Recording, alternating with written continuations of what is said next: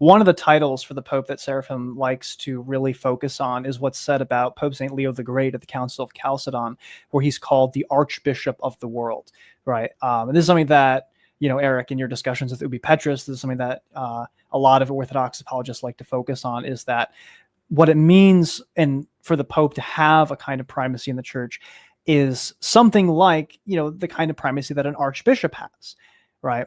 And which is very limited in its scope, right? Like nobody would say that an archbishop has this, universal, immediate, ordinary jurisdiction, not to mention infallible teaching authority and all this other stuff. And so the logic goes that if the Pope's relation to the church is just another manifestation of the authority of an archbishop, except at a universal level, then it follows that Vatican I certainly goes too far in its declaration of the Pope as being all of these things. And so that seems to be the kind of primacy that Seraphim wants to afford to the Roman Church. Because Seraphim, he knows the history. Like, he knows that he can't just say, like, oh, well, there's no primacy to the Roman Church. That was all just kind of made up, right? Like what a lot of official documents from the Russian Orthodox Church say. Interestingly enough, they say some, even the encyclical of Eastern Patriarchs has some interesting things to say about denying that there's a primacy even among the apostles, things that Seraphim Hamilton knows better than to repeat as his own position. And one of the issues I take, though, with this idea that, well, the Pope is just the Archbishop of the world, he's just another manifestation of that level. I wrote an entire article basically attacking like that very premise, so I could go on and on about it. But the first point that I would really want to is, how is this primacy, right? However we want to define it, before we even get into the specifics of what the extent of the primacy is, what its specific powers entail, the first question we want to ask is, what is the origin of this primacy? Like, where does it come from? Right? Was this an ecclesiastical creation, or was this a divine institution? Because I think as I was watching the video, it seemed like Seraphim Hamilton kind of wanted to evade directly answering that question. Maybe other listeners took away a different impression, but to me, it seemed like he kind of didn't directly address that question of, is the papacy, is this primacy in the church a divine institution, right? He kind of wanted to say, like, well, in a sense, you could speak of the Roman Empire as a divine institution because of divine providence and it's prophesied in scripture and all these things. But he doesn't quite get at the heart of it, which is that in all of the major papal claims, like whether it's at the Council of Ephesus, whether it's at the Sixth Ecumenical Council, Seventh Ecumenical Council, or the writings of the Pope who we've mentioned, they all seem to locate the origin of this primacy in Christ's appointment of Peter over the apostles. And they say that because Christ created this divine headship, this divine institution of headship over the church, right, that is why it will last until the end of time as the unifier of the church. And such that, if you establish that fact alone, that the papacy is at the head of the church, not because some council got together later or because some fathers, said, well, Peter and Paul's bones are there, so we're going to respect Rome, or it's the imperial city, or even like a convergence of these ideas. But if the reason that the papacy is at the head of the church is because Christ instituted it that way, right? The same way he instituted the bishops to be the successors of the apostles, he instituted the Pope to be the successor of Peter. If that's the case, which is what is explicitly claimed by the West for most of the first millennium, then it really doesn't actually matter a whole lot if how you want to work out the details of, what that primacy looks like in action, if that makes sense. One point I like to bring up a lot is that there's a reason why conciliarists and ultramontanists could coexist in the Catholic Church for hundreds of years, right? There's a reason why even like the staunchest conciliarists didn't like go off and become Eastern Orthodox, right? It's not because they were dumb, but it was because they had nonetheless, they had this shared belief, the conciliarists and the ultramontanists, that the papacy is a divine institution. And so even though they had disagreements about the extent of the jurisdiction of the Pope, the infallible teaching authority of the Pope, they could disagree about that. But because they had this core agreement about the papacy being a divine institution and therefore indispensable, that's why they could remain united in the same church even until the 19th century, right? So those are kind of my thoughts on that point. I'll let someone else add to that. Great points. Yeah. Yeah, let me just say, Elijah, do you want me to pull up the video and we could view that timestamp, or maybe we've already passed or gone too far? What do you think? Well, we haven't gone too far, but you don't have to play it. I mean, he's just talking about what Ben is talking about. So Sure. it's very related. So he's talking about the universal headship, how it operates, and he brings up Apostolic Canon 34. But my question is, the Eastern Orthodox like to bring up Apostolic Canon 34, which says that the head can do nothing without the members, and the members can do nothing without the head, right? So they both need each other in a sense. And I think the context is that the head needs permission from the members being the bishops, and the bishops need permission from the head, who he's kind of applying that to universal, which I might have a problem with that, to say that Apostolic Canon 34 applies to in the universal level. But let's assume the argument is there. What I see from the East is lip service to that, but then Eastern Orthodox apologists will bring up Vigilius and say, well, what happens with Vigilius, right? Well, if you're going to apply Apostolic Canon 34, then Vigilius is necessary for you to have something that's dogmatic or a decree, right? Because the head can do nothing without the body, and the body or members can do nothing without the head. So what are you doing with the head is you're severing it, and you're saying, oh, we can move forward without him. That's not Justinian's thought process. That's just the apologist thought process today. And they think that that's how Justinian's looking at it. But there was a reason why he put him on house arrest and persecuted him and tried to get him to consent, because of this idea that you have to have the Pope signing off on something. And as Erick has mentioned before, the council did not just move forward without him. They moved forward and pretended like Vigilius was on board, right? Like that was like in the Byzantine history. If you look at the 8th century, 9th century Byzantine writers, they're writing about Vigilius as if he's the champion of orthodoxy, that he was on board the whole time, right? It wasn't like they're saying he was against Justinian and there was this contention. That's not how they're painting the picture, but that's just an apologetics approach from today. And see, the same thing happens with Constantinople I. You'll see Eastern Orthodox will say, well, Rome didn't sign off on that council, and it was known to be ecumenical. Like, okay, so which one is it? Do you need the head or not? Is the Pope the head, and do you need him, or is he absolutely necessary, or is he just kind of like a recommendation? It's great if we have him, and if not, then it is what it is. And again, same thing. He brings up Canon 28 and how they write to the Pope, and he says the Pope has the right to veto a council or a dogma, but he doesn't have the right to veto a canon or a single canon of a council, Canon 28, right? So if the Pope does not have that right, then what was the point of even asking Pope Leo if he should sign off on Canon 28 or not? I mean, that's just wasting time. What is the point of that? If his veto does nothing to Canon 28, then why are you even asking him in the first place? So those are just my thoughts. And if folks want to listen to that timestamp, it's 1540 to 1754. I know we're kind of running out of time, so we don't want to be playing all these timestamps. And then I'll pass that on to you, Suan or Erick.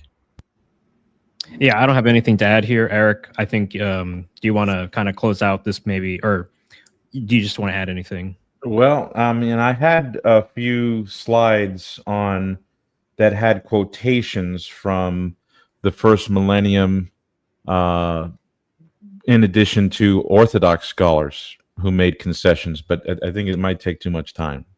But what I can say is this, that Vigilius is one of the popes that Seraphim Hamilton said is the most, it presents the most difficulty for the Catholic side, because you got a council and a pope basically in the ring, and the Pope gets knocked out.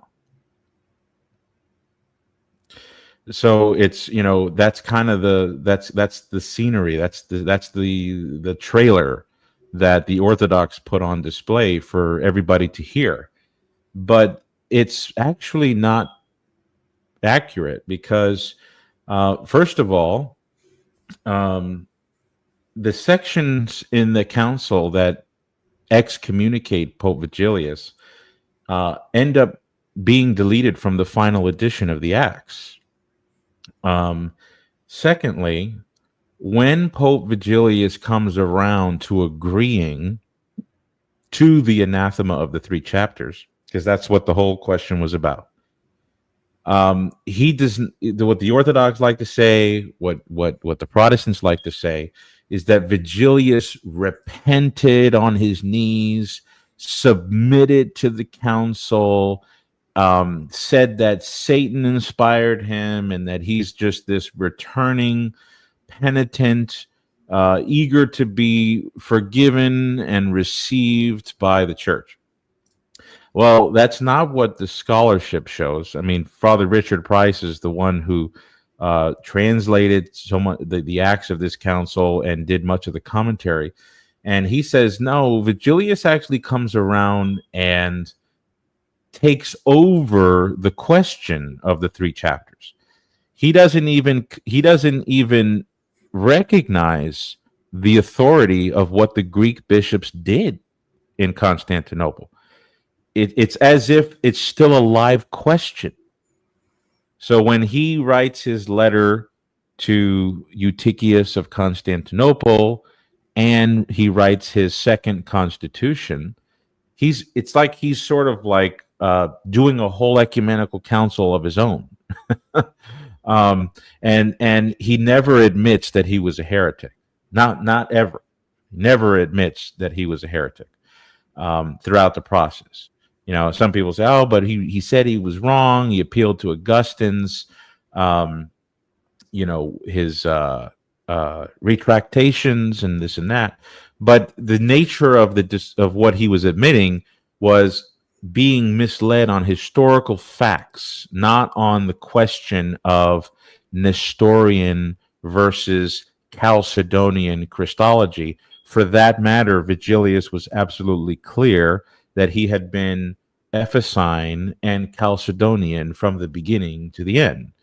And then the other thing is this, that if Vigilius is a case where a pope gets knocked out by the Greeks never used that rocket launcher in the future debates. When we get to the iconoclastic controversy in the 8th century, for example, Ben brought up Theodore the Studite. We could talk about Nicephorus of Constantinople. Here's a monograph. Seraphim actually knows about this. The Ecclesiology of Saint Nicephorus I. These guys were using the papacy to defend the legitimacy of venerating icons against the imperial project, which was to basically condemn iconology and to promote iconoclasm. And one of the things that Nicephorus, Theodore the Studite, Stephen the Younger, and all these other Byzantines were saying is the Apostolic See was neglected in the Council of Hieria. You don't have Rome on your side. You don't have Peter on your side. You need the Apostolic See, all the divine customs, all the laws, everything from the fathers told us we need Rome. What? The iconoclast can just say, hello, Vigilius. The Greeks knocked the Pope out then. We can knock him out now. And we don't see that. And so Vigilius, this whole thing of Vigilius being an absolute defeater actually gets forgotten by Latin and Greek history. And, we could talk more about this another time, but, Seraphim brought up the issue of the Photian schism where the Byzantines broke communion from Rome.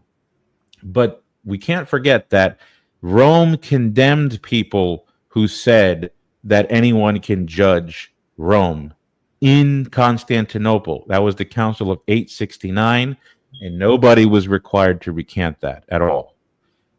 And so Vigilius doesn't come up. If anybody came up, it was Honorius, and it was the popes who brought him up. I do think Photius brought up Vigilius at the Council of 869. I can't remember precisely, but so that's just what I want to say about sometimes these haymakers come out, and all due respect to Seraphim Hamilton, he's doing it in good faith. I'm glad he's the one doing it, but we do have to recognize that there is the heat of the sun when it comes to the history. Yeah, Eric, for the sake of time, and I'm just trying to figure out, I think maybe the next 30 minutes, if we can finish maybe our main portion, or do you want to try to finish the whole episode in the next 30 minutes? Eric, what's your timetable? So I'm good when it comes to time, but I'm pretty sure we can try to knock out some more things. We don't need to. We can try to go real fast. We can try to go real fast with the. You want to, bring up, 6, 7, 8, 9. We can kind of like just quickly address it. Yeah. Oh, Ben, were you going to say something? I was going to say, I have something about number 7. I thought that was an interesting one. And I think it kind of like ties in with a bunch of the things we're talking about. Yeah. So basically, I'm just going to give us all like free reign on, at least I think a lot of stuff with Vigilius is going to come up, and just popes being heretical, supposedly. Yeah. And then and then we can, okay, let's see here. There's some other things here, but let's focus on that right now. Yeah. So, right. Yeah, Ben, go right ahead. Sure. Yeah. So, one of the interesting points, like I mentioned at the beginning, Seraphim has like that Seraphim flair. Like he kind of like phrases things, puts things in a way that like, oh, I had to like stop and think about that. One of those that came up for me was he mentioned that, when Pope Honorius is anathematized at the Sixth Ecumenical Council as a heretic, which I do think that's what's happened. Some Catholic apologists try to say like, oh, he wasn't actually heretic, but like, I mean, he's on the list with all the major heretics. Like, it's pretty clear that's what's going on there.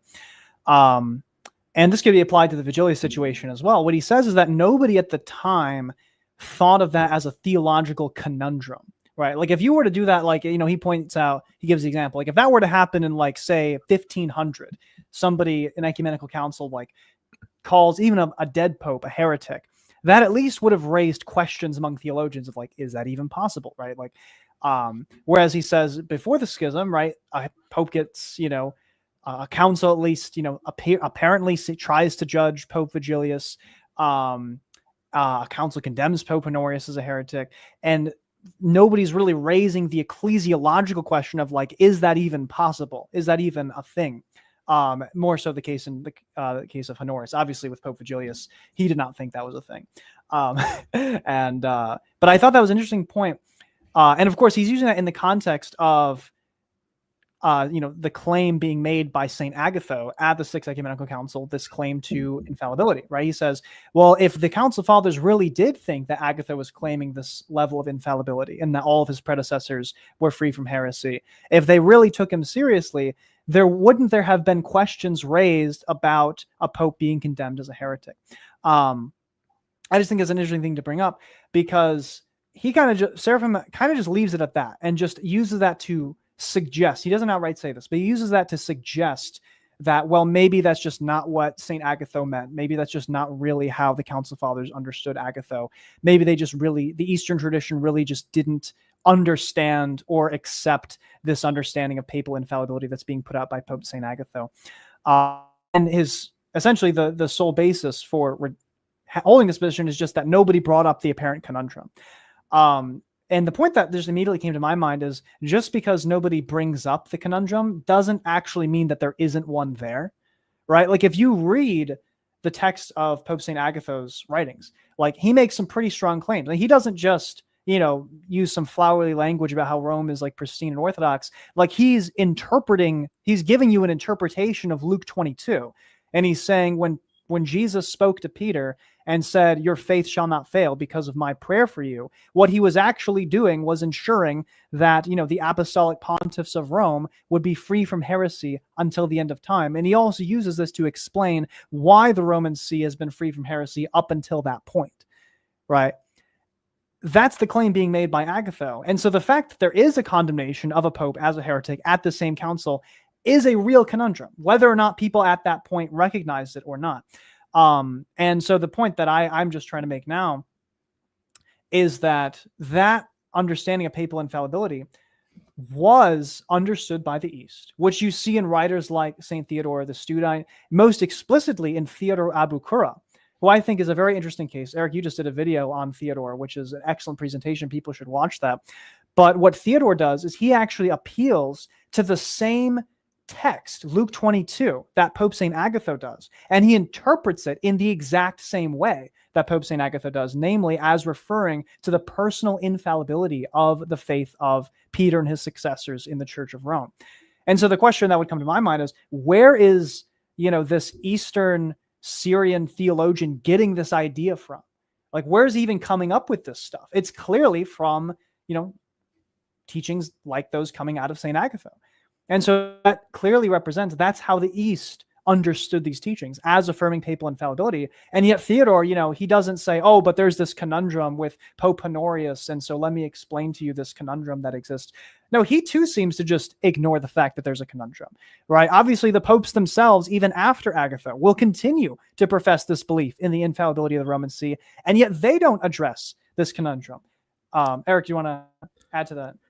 No, I was just going to say that Vigilius. Oh, am I on mute? No, you're good. No, okay. Vigilius was just a heretic 100 years before Honorius, right? Right.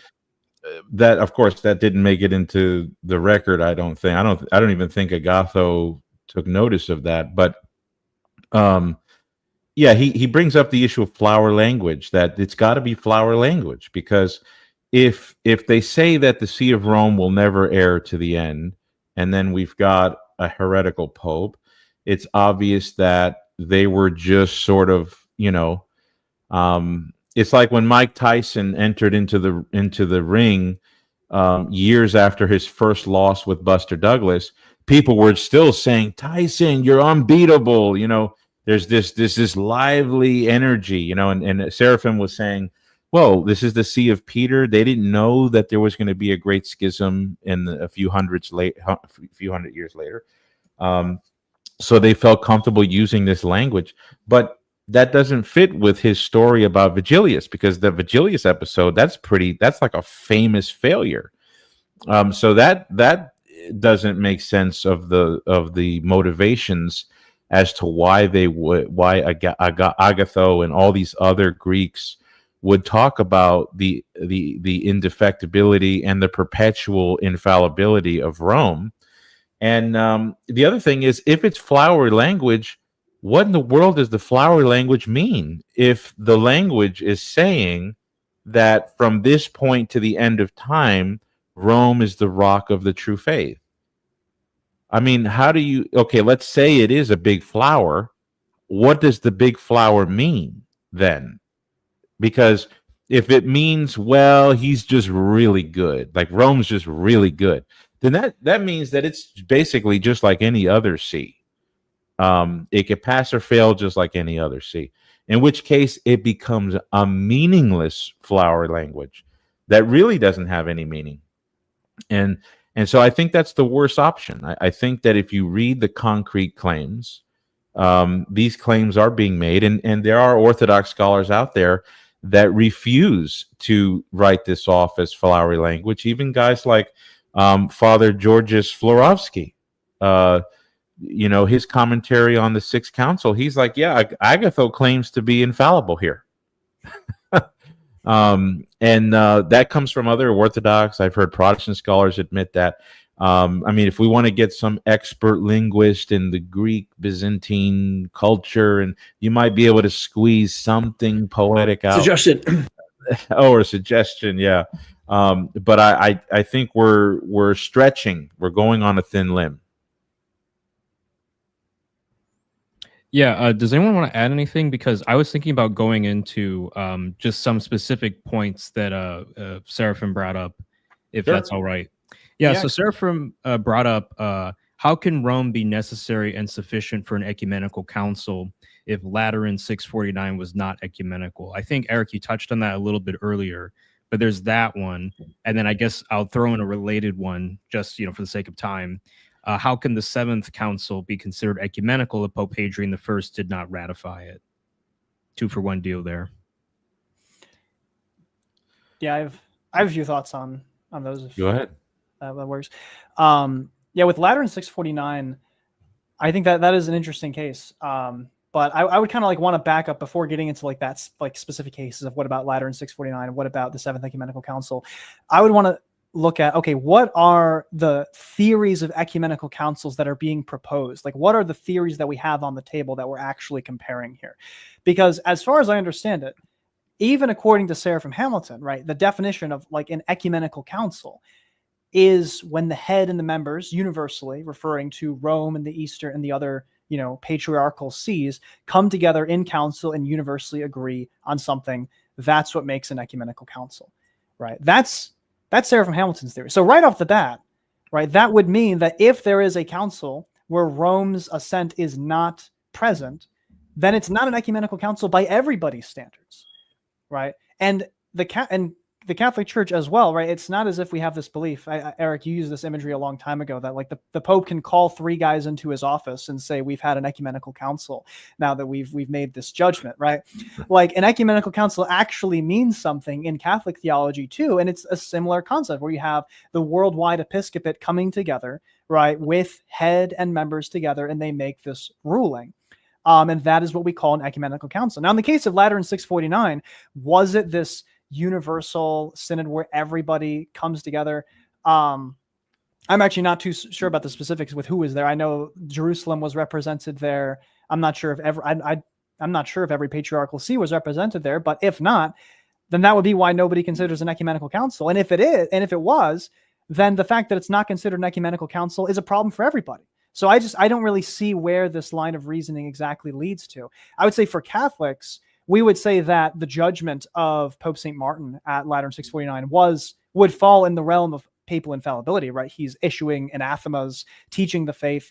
But it doesn't necessarily have to be, something does not have to be an ecumenical council in order for it to be, enveloped under papal infallibility, papal authority. I would say a similar thing happens in the Seventh Ecumenical Council, because something to keep in mind is that in the West, there were already papal judgments about icon veneration in the West that happened before the Seventh Ecumenical Council. I believe I have an article on my website about it. I have to look the specific citations. But basically in the West, but in Rome's perspective, this was already a settled issue, right? They had already rendered papal judgments about icon veneration. And so they didn't really see the need for there to be an ecumenical council, other than to enforce this policy in the East, obviously to address the iconoclast controversy. And so in my reading, it seems like with Nicaea II not being regarded as an ecumenical council, it's not as if the West all of a sudden just thought that, papal infallibility wasn't a thing, that their judgments were not authoritative. Rather, they viewed Nicaea II as addressing a specific Eastern problem, and Rome was dealing with this problem in the West. They'd already settled this, decades before.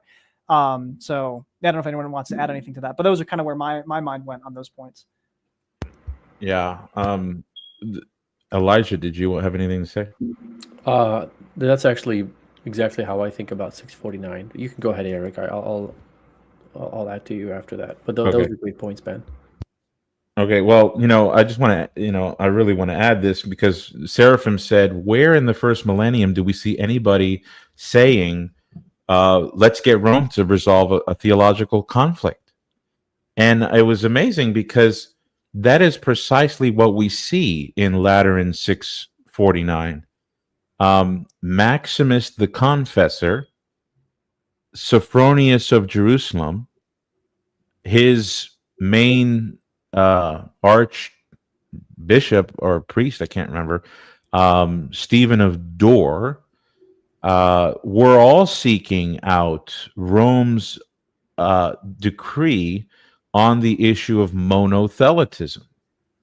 And Seraphim's like, well, where do they do this? And why do they seek out Rome? Well, Maximus seeks out Rome, and he gives a very specific set of reasons. And those reasons are Matthew 16, John 20:21, and Luke 23. Peterson. Yeah.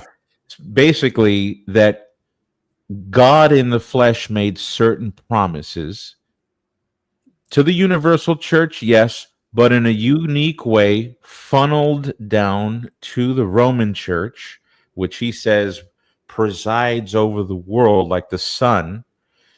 And once Rome makes a judgment, Maximus takes it as an ecumenical council. Let's just observe the facts, guys. Let's get out of the question for a second. When Maximus was interrogated on why he doesn't agree with the monothelites, Maximus says, because they disagree with the 6 councils. But there was only 5 ecumenical councils at that point.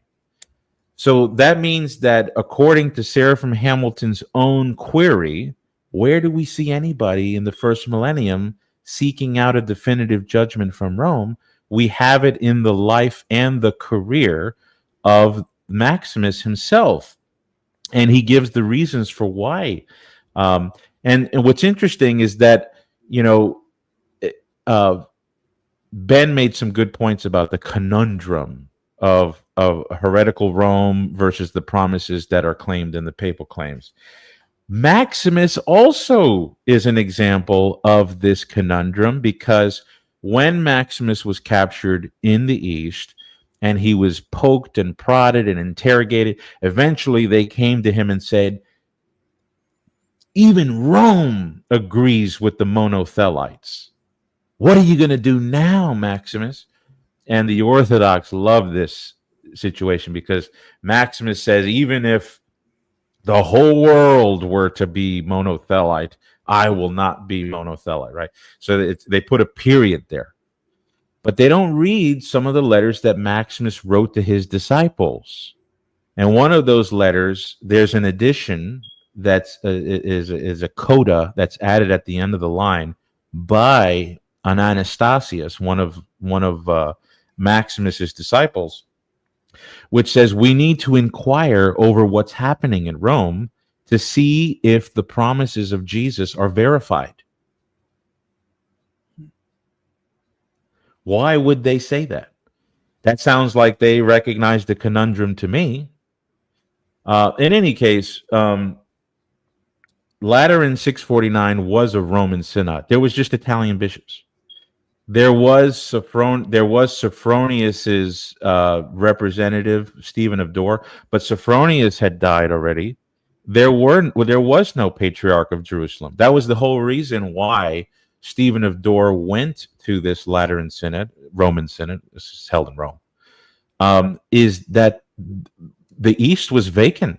Like, they were all in darkness over this issue.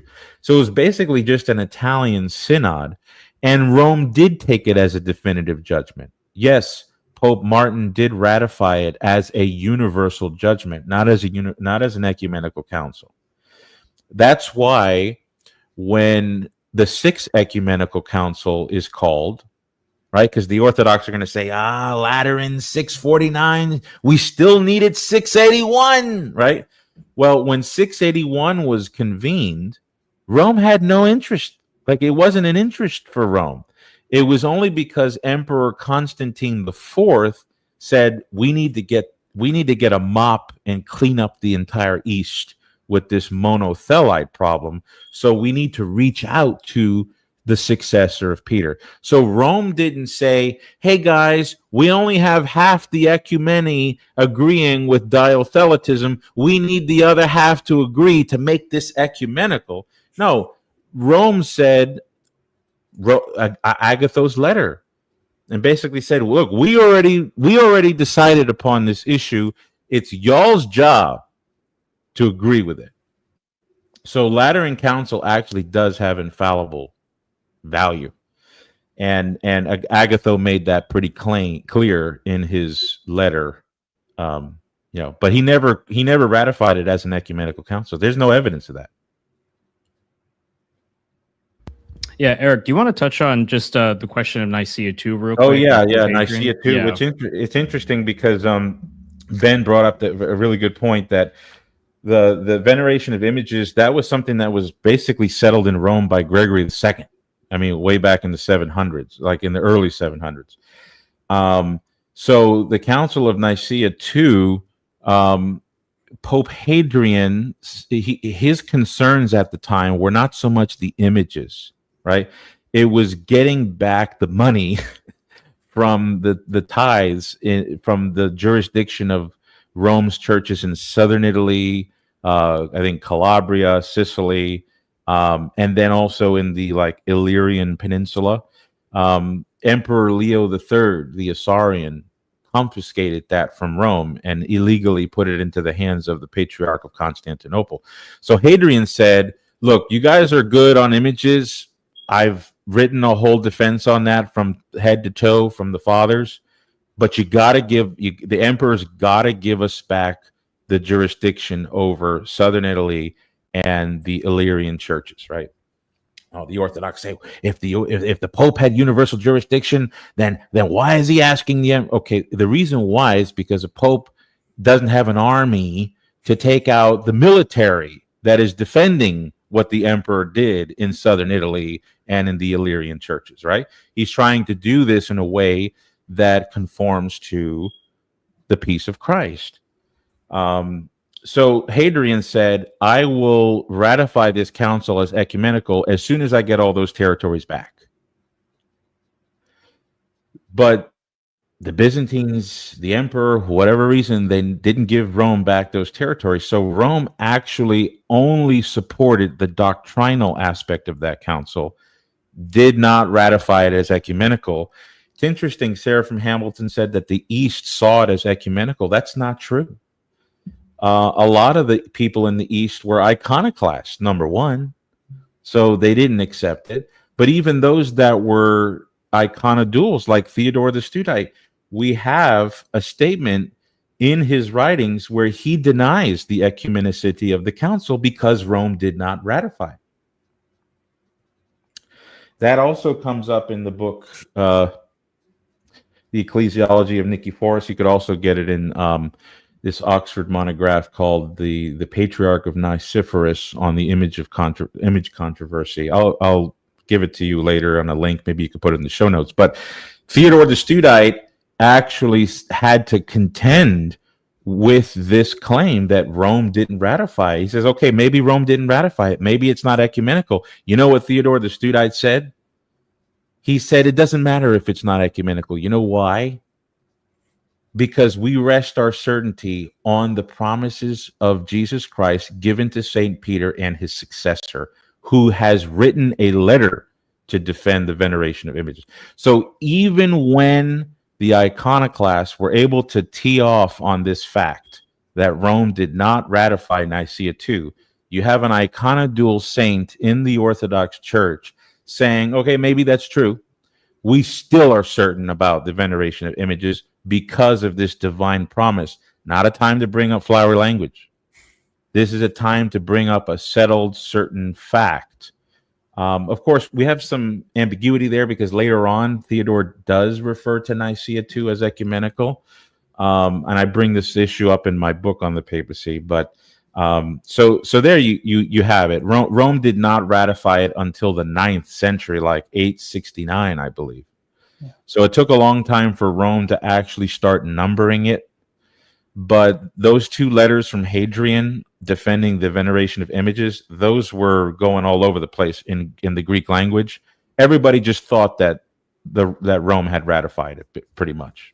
If I could also add, Rome not ratifying Nicaea II and that impeding its ability to be ecumenical, that is attested to by Nicaea II itself, which lays out what is required for an ecumenical council, which is that in their condemnation of Herea, they say the reason they're not ecumenical is because they did not have the cooperation of Rome, as is the rule for councils, right? So according to Nicaea II itself, it was absolutely necessary for an ecumenical council to have the ratification of Rome. So that's once again where I pointed out, like, I don't really know where Seraphim is going with this logic of like, well, Nicaea II was ecumenical without the approval of Rome. Well, by Nicaea II standards, that's not true.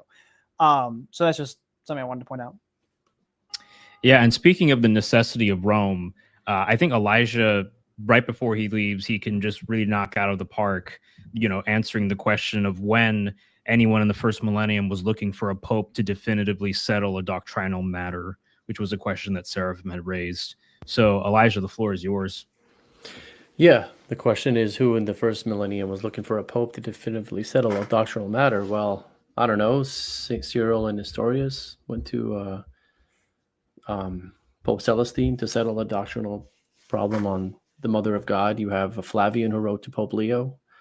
You have Erick mentioned with 649, Stephen of Dore. I mean, it's all over the first millennium. I mean, you even have the Pelagians controversy. They wrote to the Pope and to settle the matter. It's all over the place. And then sometimes the popes just involve themselves, like Pope Victor in the second century on the Eastern controversy. And Ben hit it right on the mark when he talked about 649 and how councils are to be looked at, ecumenical councils. You can't just have the Pope and, a few bishops. Even the canons that we have, the canon law on ecumenical councils, it doesn't just say the Pope alone. It says the Pope together with the council fathers makes up an ecumenical council, right? It's not just one person calling the shots. So, but let's answer the question in a different way. Why should we expect them to in the first place? Not that they didn't, they did, but why should we expect them to? Because the question actually assumes that the Pope is inspired by God and has an oracle to God. So if you think the Pope has all the answers, then sure, you would go to the Pope and ask him to settle the matter. But the Pope is not inspired, nor does he have all the answers. As Vatican I says, he is not inspired, but he has a divine assistance. And the divine assistance is a natural means for the Pope to get to the answer that's in question. So how does he do that? Is he goes and works with his brother bishops together with them, and they settle the matter together. It's not like he's this wise man sitting on a mountain that you go to and he has all the answers, and you ask him, hey, is Mary the mother of God? And he writes yes. And he goes and looks at his actual treasure of teachings and to see if it's in there, and then he answers the question. Sometimes he does have the answer because it's an obvious answer, an obvious question that he can answer himself. But most of the time, and I would say, I don't know if there's any time where the Pope didn't go and hold a synod in Rome before he answers a question that he's presented with, right? So Leo, before he writes his tome, he goes and holds a synod in Rome. Same thing with Saint Celestine, when that controversy between Saint Cyril and Nestorius. They hold a synod. They're gathering information. They're trying to find out what is the answer. What does the church teach here before they go in and they teach what the church teaches, right? So it's the way Erick puts it is not papal automation, right? It's not like you're just automatically printing out answers as questions that are being given to you, right? So the question assumes a false narrative. It assumes something that we don't even teach. The Pope having all the answers, and we can just go to him and he settles the matter. Vatican I didn't teach an autocratic, infallible man where he separates himself from the church. He defines and everyone bows down and says, this is the teaching, and we all follow it. We know that's not how things work, right? That's just not feasible. That's not practical. And even Gasser at Vatican I says that the present preaching of the magisterium is a rule of faith, even for pontifical definitions.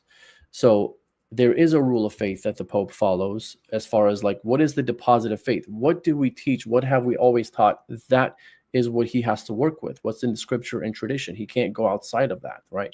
And that's the same thing the church has to work with. So it's both. The Pope goes to the church and says, hey, what do we believe on this matter?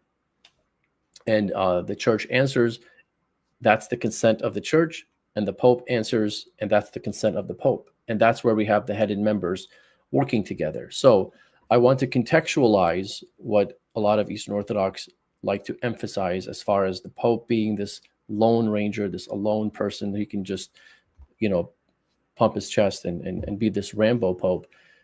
So it doesn't work that way to where we go to this one man and he has all the answers. We go to this one man so that we can settle the matter together.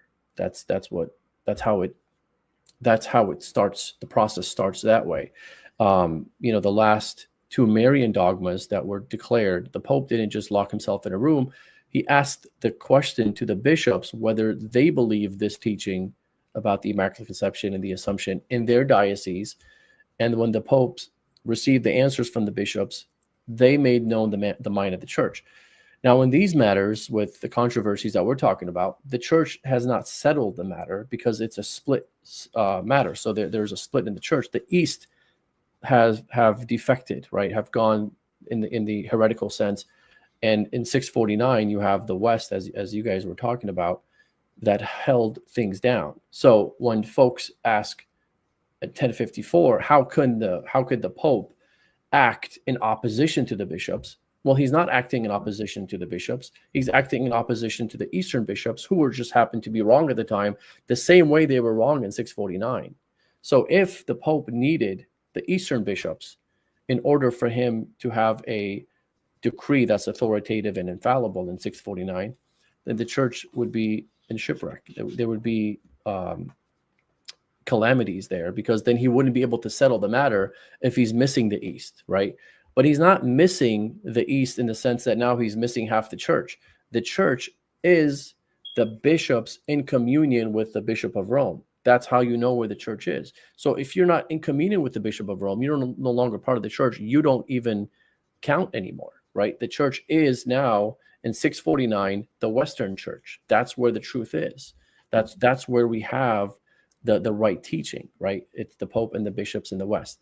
So if you have 649 having the West being the only practically the only side that's right, then in 1054, why wouldn't that be possible as well, where the West would be in the right? But again, it's not the Pope alone, it's the Pope and the Western bishops that are in the right? And if you want to be part of the truth, then you want to be part of that side of history, right? 649 and 1054 to me are two examples. The East will just say, well, one is right, 649, the West was right, but the other one, 1054, the East was right. Well, I disagree on that. And to say that the Pope acted alone in any of those is wrong. 1054, the Pope wasn't acting alone. He had the Western bishops, and that's where the truth was. And same thing with 649. I can get into a lot of this, but I'm just going to pass it on to smarter guys here. So, and I'm gonna dip out. So yeah. I appreciate you having me here, Suan, and thanks, of course, for being all here. Yeah, thank you, Elijah.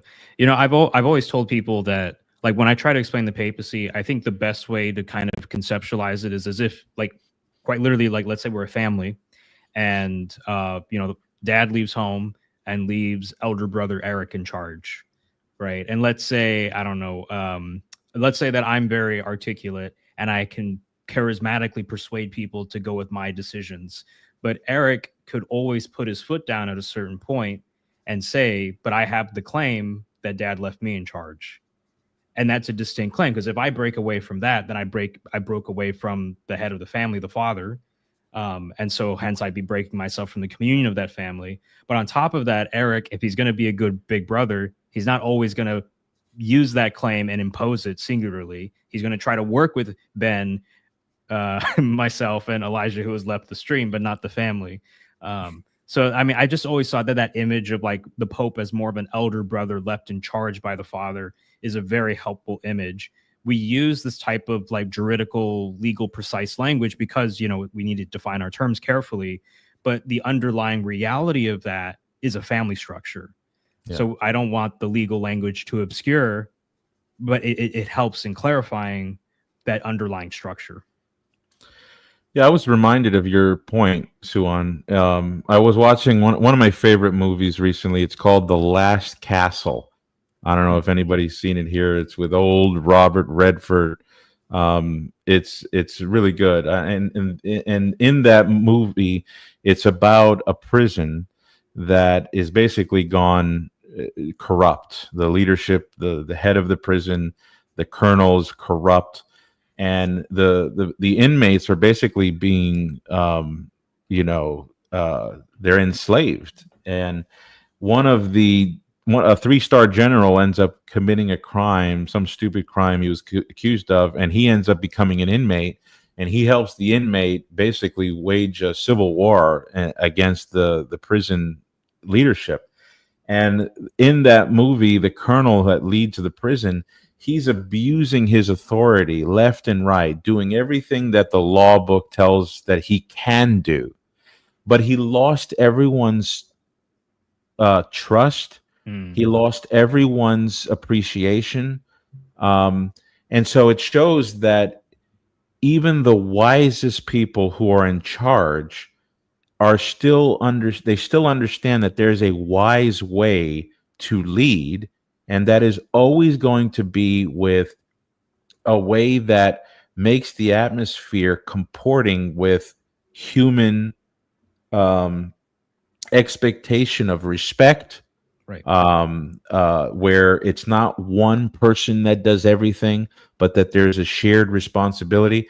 And so it's kind of like what Wesley Chambers says. It's like a very nice person with a big stick, in case something goes wrong. But most of the time, whether it's the wisdom of emperors, the wisdom of the Proverbs, Solomon, Marcus Aurelius, all these guys that may have wielded dictatorial power according to the books, they all knew that in the practical outworking of leadership, there's just a way to do it that is more suitable to the goal.